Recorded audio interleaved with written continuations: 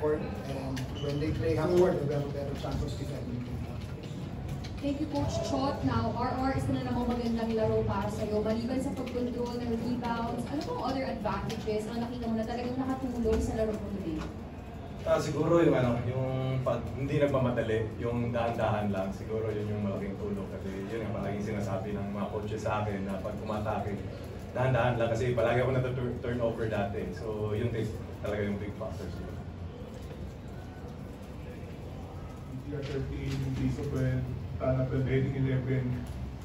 Siyempre, malaking bagay na hindi lang ikaw yung gumagawa sa opensa. Yung team namin ganun talaga.